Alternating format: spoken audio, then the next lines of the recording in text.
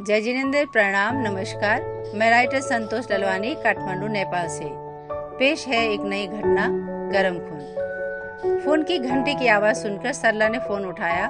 उधर से आवाज आई कि आपके लड़के का एक्सीडेंट हो गया है, वो हॉस्पिटल में बेहोशी की हालत में है, प्लीज तुरंत आए। अपने बेटे के एक्सीडेंट की बात सुनकर सरला के होश उड़ गए। पति ने पूछा तब बड़ी मुश्किल से उसने सब बताया। पति ने गाड़ी निकाली और दोनों हॉस्पिटल की तरफ रवाना हो गए। रास्ते में सरला सोच रही थी कि प्रकाश उनका इकलौता बेटा है, वो बहुत ही लाडला है। इसी वर्ष तो 18 वर्ष का हो जाने पर उसे स्पोर्ट्स बाइक दिलाई थी। बेटे को घर से निकले भी 10-15 मिनट ही नहीं हुए थे, भला इतनी जल्दी उसके साथ इतना बड़ा हादसा कैसे हो गया। उसकी आंखों से आंसू रुक ही नहीं रहे थे। पति स्वयं दुखी थे पर उसे सांत्वना दे रहे थे कि कुछ नहीं होगा हमारे बेटे को। बहुत जल्दी वो हॉस्पिटल पहुंचे। बेटा आईसीयू रूम में था, इसलिए उन्हें अंदर नहीं जाने दिया गया। बाहर 2-3 पुलिस खड़े थे। वे आपस में चर्चा कर रहे थे कि आजकल के बच्चों का खून पता नहीं इतना गर्म क्यों होता है कि सड़क पर इतनी तेजी से बाइक चलाते हैं कि उन्हें होश ही नहीं रहता कि अगर एक्सीडेंट हो गया तो खुद के साथ साथ सामने जिससे भी टकराएंगे उनकी जान को नुकसान हो सकता है। इस बच्चे ने तो बाइक पर आगे चलने वाले को टक्कर मारकर हवा में उछाल दिया। ये तो बाइक वाले की किस्मत अच्छी थी कि ट्रैफिक ज्यादा नहीं था, वरना वो अन्य गाड़ियों से कुचला जा सकता था।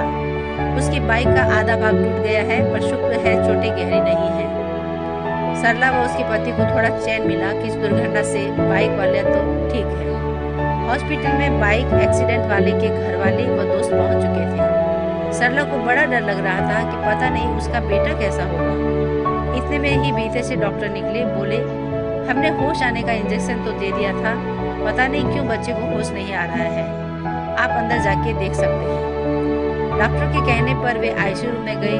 वहां पहुंचकर देखा बेटा बाहर से तो सही सलामत है, पर शायद अंदर गहरी चोट लगी होगी, इसीलिए उसे होश नहीं आ रहा। सरला फफक फफक कर रो पड़ी। सोचा कितनी बार बेटे को समझाया था कि बाइक धीरे चलाना, पर बेटे ने उसका कहना नहीं माना। काश इसे पता होता कि हमारे लिए एक एक पल काटना कितना मुश्किल हो रहा है। कितने बुरे बुरे विचार आ रहे हैं। माँ को इस तरह तड़पता देखकर बेटे ने आंखें खोल दी। वो बेहोशी का बहाना कर रहा था। उसे अपने मम्मी पापा के आने का ही इंतजार था। उसे डर था कि कहीं जो आगे बाइक चला रहा था उसे कुछ हो तो नहीं गया। अगर कुछ हो गया होगा तो अकेला क्या करेगा। बेटे को होश में आया देखकर सरला व उसके पति दोनों खुश हो गए। उन्होंने चैन की सांस ली। उन्होंने अपने बेटे को बताया कि तूने जिसका एक्सीडेंट किया वो ठीक है।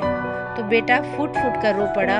उसने माफी मांगी कि वो ऐसी गलती दोबारा नहीं करेगा, अब से वो बाइक बहुत धीरे चलाएगा। सरला व उसके पति बाहर आए। उन्होंने एक्सीडेंट हुए व्यक्ति का हालचाल पूछा और कहा, हमारा बेटा ठीक है, प्लीज आप पुलिस केस न करें, आपके इलाज व मोटरसाइकिल दोनों का खर्चा हम दे देंगे। एक्सीडेंट वाले व्यक्ति ने कहा, बहन मैं ठीक हूँ, आपका बच्चा बच गया, वो उसे ज्यादा चोट नहीं आई, जानकर खुशी हुई। मेरे भी 2 बच्चे हैं, मैं आपकी पीड़ा समझ सकता हूँ। मुझे ना तो पुलिस केस करना है ना हर्जाना लेना है, पर अपने बेटे से कहिएगा आगे से बाइक धीरे चलाए। आज तो भगवान ने हम दोनों को बचा लिया है, पर जरूरी नहीं कि हर बार ऐसा ही हो।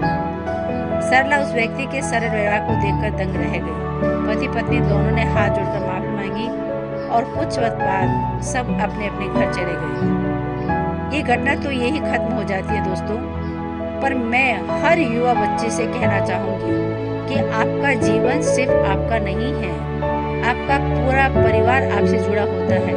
तो प्लीज अपने जवां गर्म खून के जोश को सही जगह इस्तेमाल करें।